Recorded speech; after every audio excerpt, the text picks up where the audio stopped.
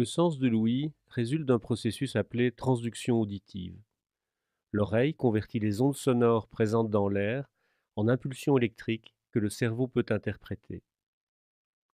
Quand le son pénètre dans l'oreille, il passe par le conduit auditif, qui se termine par une membrane appelée tympan. Le tympan entre en vibration sous l'effet des ondes sonores.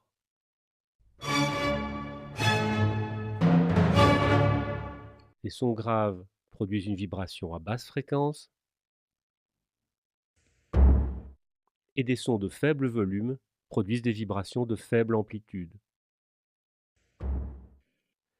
Des sons aigus produisent des vibrations plus rapides. Le tympan a une forme de cône et est connecté à une chaîne de 3 osselets. Ces osselets sont appelés respectivement le marteau, l'enclume et l'étrier.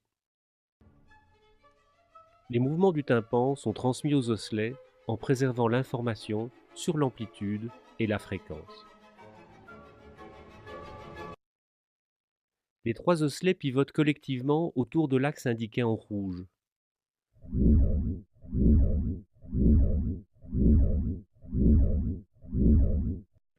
Cette rotation d'ensemble s'explique par une série de ligaments qui maintiennent les os en place dans l'oreille moyenne. Le ligament antérieur du marteau et le ligament postérieur de l'enclume sont d'une importance particulière pour le maintien de l'axe de rotation. Deux éléments importants n'apparaissent pas sur la figure, car ils obscurciraient la vue. Il s'agit du nerf de la corde du tympan et du tendon du muscle tenseur du tympan. Les vibrations du tympan sont transmises le long de la chaîne des osselets jusqu'à la base de l'étrier.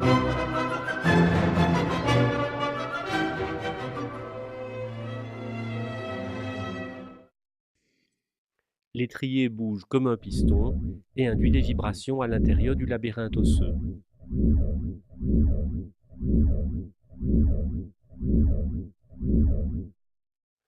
Le labyrinthe est rempli d'un fluide appelé périlymphe. Si le labyrinthe était parfaitement clos et rigide, le mouvement de l'étrier serait impossible car la périlymphe est pratiquement incompressible.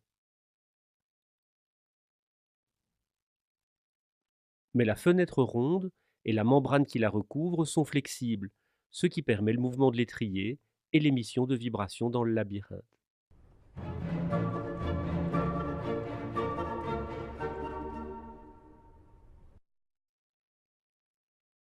Le conduit menant de la fenêtre ovale à la fenêtre ronde se trouve dans la partie spirale du labyrinthe osseux appelée la cochlée. Les vibrations produites par l'étrier montent jusqu'au sommet de la cochlée, puis redescendent jusqu'à la fenêtre ronde.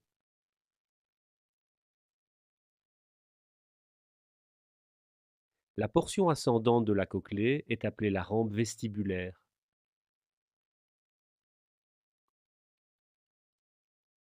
La portion descendante est appelée la rampe tympanique. Une troisième structure, appelée le canal cochléaire, est située entre les rampes vestibulaires et tympaniques. Le canal cochléaire est rempli d'un liquide appelé endolymphe. Vu en coupe, les membranes séparant les cavités remplies d'endolymphe et de périlymphe sont clairement visibles. Il s'agit de la membrane de Reissner et de la membrane basilaire. Ces membranes sont flexibles et vibrent en réponse aux ondes se propageant le long de la rampe vestibulaire. Le mouvement de la membrane basilaire émet des ondes qui descendent le long de la rampe tympanique. Une structure spécialisée appelée organe de Corti est située sur la membrane basilaire. Lorsque la membrane basilaire vibre, l'organe de Corti est stimulé, ce qui envoie des impulsions nerveuses au cerveau via le nerf auditif. Les impulsions nerveuses sont générées par des cellules spécialisées de l'organe de Corti appelées cellules ciliées. Les cellules ciliées sont recouvertes et viennent en contact avec la membrane tectoriale. Quand la membrane basilaire vibre, les cils se plient contre la membrane tectoriale, ce qui déclenche l'émission de neurotransmetteurs. Les différents points de la membrane basilaire ne vibrent pas simultanément. Au contraire, ce sont des zones bien spécifiques qui vibrent en réponse à un son de fréquence donnée. Les sons graves font vibrer la membrane basilaire à proximité de l'apex de la cochlée, alors que les sons aigus produisent des vibrations proches de sa base.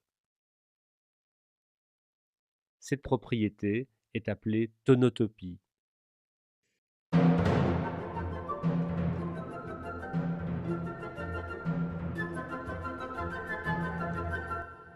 Globalement, cette séquence d'événements est responsable de notre perception acoustique du monde qui nous entoure.